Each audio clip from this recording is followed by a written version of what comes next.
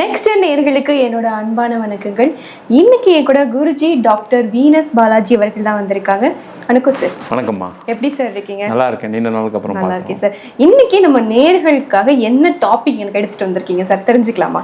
இன்னைக்கு வந்து பாத்தீங்கன்னா குரு அதிசார பயிற்சி பலன்களை பத்தி இப்ப 12 ராசி என்பவர்களுக்கும் பார்க்கலாம். Okay sir. குரு அதிசாரம்னா என்னன்னு சொல்லிருங்க சார் ஃபர்ஸ்ட். குரு அதிசாரம் அப்படின்னு சொல்லும்போது என்ன கேட்டீங்கன்னா, சூரியனுடைய நீள்வட்ட பாதை அதிகமாக சில வருஷங்கள் குரு வந்து வேகமா நகரக்கூடிய ஒரு அமைப்பு இருக்கும்.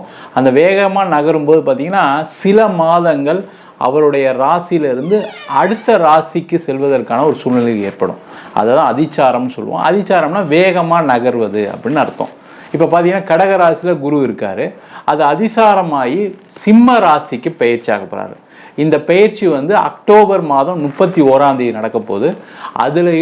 அதில் இருந்து அடுத்த ஜனவரி மாதம் 24ஆம் தேதி வரைக்கும் சிம்ம ராசியிலே இருந்து ஒரு மினி குரு பயிற்சி அப்படின்னு சொல்லலாம். அந்த பயிற்சிக்கான பலன்கள் 12 ராசி என்பவர்களுக்கும் கண்டிப்பா நடக்க போகுது. கண்டிப்பா சார். ஒவ்வொரு நேயர்களுக்கும் எப்படி இருக்குன்னு நம்ம தெரிஞ்சுக்கலாம் சார். கண்டிப்பா சார். நம்ம தலைவர் ஸ்டைல்ல சொன்னா கண்ணா பன்னிங்க தான் கூட்டம் வரும், சிங்கம் சிங்கிளா தான் வரும் அப்படின்னு சொல்லுவாங்க. ஸோ அப்படிப்பட்ட நம்ம சிம்ம ராசினியர்கள் ஒரு தலைவர் குணம்னு சொல்லலாம். அவங்களுக்கு இந்த குரு அதிசாரம் எப்படி சார் இருக்கு? நீங்க சிங்கிளாக தான் வரும்னு சொல்றீங்க. இப்போ அவங்க தான் பயங்கரமான பிரச்சனையில் இருக்காங்க. அப்போ அந்த பிரச்சனையிலிருந்து விடுபடக்கூடிய ஒரு முக்கியமான நேரமாக இருக்குது. இப்போ நிறைய சிம்மராசி என்பவர்கள் எடுத்தீங்கன்னா எதை எடுத்தாலும் ஒரு பிரச்சனையில் மாட்டிகிட்டு இருக்காங்க. ஒரு காதலாக இருந்தாலும் காதல் பிரச்சனை, திருமண வாழ்க்கையில் பிரச்சனை, கடன் தொந்தரவுகள், வேலைக்கு ட்ரை பண்ணுறேன் கிடைக்க மாட்டேங்குது, வேலை மாறணும்னு நினைக்கிற முயற்சி பண்ண நடக்கலை, அதேமாதிரி தொழிலில் பார்த்திங்கன்னா பெரிய கடன் வந்துட்டுருக்கு, வாய்ப்புகளே வராமல் இருக்குது. எனக்கு வந்து பார்த்திங்கன்னா நிறைய இடத்துல காம்படிஷனில் என்னால் பொருளை விற்க முடியல, வர வேண்டிய பணம் நிறைய இருக்குது வரமாட்டேங்குது. இது மாதிரி பலவிதமான பிரச்சனையில் சிம்மராசி என்பவர்கள் இருக்காங்க. அதில் இருந்து விடுபடக்கூடிய ஒரு முக்கியமான நேரம் இந்த குருவின் அதிசாரம். இவங்களுக்கு எந்த பிரச்சனையாக இருந்தாலும் சரி, அதுலேருந்து ஒரு பெரிய சேஞ்ச் வரப்போகுது அப்படின்னா கண்டிப்பாக குருவின் அதிசாரத்தில் இது கண்டிப்பாக நடக்க போகுது. கண்டிப்பாக சார். நான் வேலை பார்த்துட்டு இருக்கேன், எனக்கு ப்ரொமோஷன் வருமா, இல்லை நான் ஒரு பிஸ்னஸ் பண்ணிட்டு இருக்கேன், நான் வேற பிஸ்னஸ் பண்ணலாமா, இல்லை இன்னும் அதிகமாக இன்வெஸ்ட்மெண்ட் பண்ணலாமான்னா இது கரெக்டான டைமாக இருக்குமா? இந்த குருவின் அதிசாரம் பண்ணக்கூடிய காலகட்டத்தில் கண்டிப்பாக இவங்களுக்கு ஒரு ப்ரொமோஷன் காத்துட்ருக்கு, ஒரு ரெகக்னேஷன் காத்துட்ருக்கு, சம்பள உயர்வு காத்துட்ருக்கு. அதற்கான முயற்சிகள் கண்டிப்பாக செய்யலாம். வேலை மாறணும்னு நினைக்கிறவங்களுக்கு கண்டிப்பாக குருவின் அதிசாரம் ஆனதுக்கப்புறம் தான் வேலை கிடைக்கும். அதுக்கு முன்னாடி வேலையே கிடைக்காது. அதனால் அது வரைக்கும் பொறுமையாக இருந்து அக்டோபர் மாதம் 31ஆம் தேதிக்கு அப்புறம் வேலை மாறதுக்கு முயற்சி பண்ணுறது நல்லது. அதேமாதிரி பிஸ்னஸ் பண்ணுறாங்க அப்படின்னா பிஸ்னஸில் க்ரோத் ஆரம்பிக்கக்கூடிய ஒரு நேரமே இந்த குருவின் அதிசாரத்துக்கு அப்புறம் தான் நடக்கும். நிறைய பேருக்கு புதிய வாய்ப்புகள், புதுசாக பிஸ்னஸ் பண்ணுறதுக்கு, வேலை பார்க்குறவங்க பிஸ்னஸில் வர்றதுக்கு, பிஸ்னஸ் பண்ணுறவங்களுக்கு வேறு ஏதாவது ஒரு டைஅப் பண்ணி ஏதாவது ஒரு இன்வெஸ்ட்மெண்ட் மூலமாக ஒரு பார்ட்னர்ஷிப் மூலமா பிஸ்னஸை டெவலப் பண்ணுறதுக்கான ஒரு நேரம் குருவின் அதிசாரம் அப்புறம் கண்டிப்பாக நடக்க போது. அவங்க பெரிய வெற்றியாளராக மாற போகிறாங்க. கண்டிப்பாக சார். எனக்கு ஃபாரின் போகணும்னு ஆசை இருக்குது, மாணவர்களாக இருக்கட்டும் இல்லை வேலையாக இருக்கட்டும், கிடைக்குமா சார்? கண்டிப்பாக இவங்க இந்த காலகட்டத்தில் வெளிநாடு வாய்ப்புகளை தேடிக்கிறது ரொம்ப நல்லது. நீங்கள் ரொம்ப சிறப்பாக கேட்டீங்க.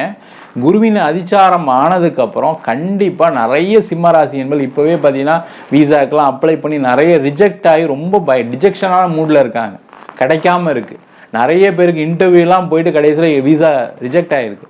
அந்த மாதிரி இருக்கக்கூடியவர்களுக்கு குருவின் அதிசாரம் ஆனதுக்கப்புறம் மாணவர்கள் வெளிநாடு போய் வேலை பார்க்கறதுக்கு, படிக்கிறதுக்கான ஒரு சூழ்நிலைகள் வரும். அதே போல் பிஸ்னஸ் பண்ணுறவங்களுக்கு எக்ஸ்போர்ட் இம்போர்ட் சார்ந்த விஷயங்கள ஒரு பெரிய வெற்றி வாய்ப்புகள் கிடைக்கும். வெளிநாட்டில் இருக்கவங்களுக்குமே ஒரு பெரிய சேஞ்ச் எப்போ சார் வரும், என் லைஃப்பில் நிறைய கஷ்டப்பட்டுருக்கேன், இப்போ வெளிநாட்டில் இருக்கிறது தான் பேர், எனக்கு கடன் அதிகமாக இருக்குது, எனக்கு வீசா முடிய போகுது, எனக்கு வந்து பார்த்திங்கன்னா நான் 30 வருஷமாக இருக்கேன், இப்போ வேலை இல்லாமல் இருக்கேன், என் ஒய்ஃபுக்கு வேலை போயிடுச்சுன்னு சொல்லக்கூடியவர்கள் கூட இந்த குருவின் அதிசாரத்துக்கு அப்புறம் தான் லைஃப்பில் ஒரு பெரிய சேஞ்சு காத்துட்ருக்கு. அது வரைக்கும் கொஞ்சம் பொறுமையாக இருக்க ரொம்ப முக்கியம். Okay sir. எல்லாமே நீங்கள் நடுத்தர வயது இருக்கிறவங்களுக்கு பொதுவாக இது பொருந்தும். நான் எனக்கு 50 வயசுக்கு மேலே ஆயிட்டு சார், இப்போ எனக்கு குரு என்ன சார் செய்வார்னு கேட்டால் என்ன சார்? 50 வயசுக்கு அப்புறம் தான் முக்கியமான சேஞ்சே தேவை. ஏன்னா யங்கேஜில் பார்த்தீங்கன்னா நம்ம உழைக்கலாம், வாய்ப்புகள் நிறைய இருக்கும், நம்ம எங்கேயாவது வேலைக்கு போனால் கூட கொடுப்பாங்க. ஆனால் 50 வயசுக்கு மேலே இருக்கும்போது எல்லாருமே புலம்புறது என்னன்னு கேட்டிங்கன்னா, வயசானதுனால என்னை வேலையில் எடுக்கல சார், வயசானதுனால எனக்கு ப்ரொமோஷன் கொடுக்கல சார், என்னை வந்து ரிஜெக்ட் பண்ணுறாங்க அப்படின்னு சொல்லக்கூடிய சிம்மராசி என்பவர்களுக்கு இந்த குருவின் அதிசாரம் அப்புறம்தான் இவங்களுக்கு ஒரு பெயரே கிடைக்கும். பரவாயில்ல இவங்களை எடுத்து வேலைக்கு வச்சோம்னா கண்டிப்பாக growth இருக்கும், அவங்களால நிறைய நல்லது நடக்கும்னு யோசிப்பாங்க.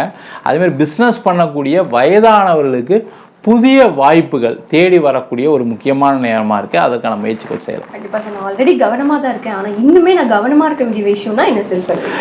இன்னும் கவனமாக இருக்கக்கூடிய விஷயம்னா என்னென்னா, காதலில் தோல்வி அடைகிறதுக்கான நேரமாக இருக்குது. அதனால் அதில் கவனமாக இருக்கணும். தேவையில்லாமல் போட்டு இல்லை இதனால் நான் பெரிய வாழ்க்கையை இழந்துட்டேன்னு யோசிக்காமல் சேஃபாக இருக்கிறது நல்லது. அதுமாதிரி திருமண வாழ்க்கையில் சில சண்டை சச்சரவுகள் வருவதற்கான வாய்ப்புகள் இருக்குது. அதில் தேவையில்லாத முக்கிய முடிவுகள் வேண்டாம்னு நினச்சா கூட அது வேண்டான்னு இப்போ எடுக்காமல் கொஞ்ச நாள் கழித்து எடுத்துக்கிறது ரொம்ப ரொம்ப நல்லது. மெயினாக கடன் வாங்காமல் இருக்கிறதுக்கான முயற்சிகள் அதிகமாக செய்யணும். கண்டிப்பாக சார், நீங்களும் எல்லா நெகட்டிவ்ஸையும் பாசிட்டிவாக மாற்றுற சிம்மமாக இருந்தால் மறக்காமல் கமெண்ட் பண்ணுங்கள், நாங்களும் தெரிஞ்சுக்கிறோம். நன்றி சார். வணக்கம்.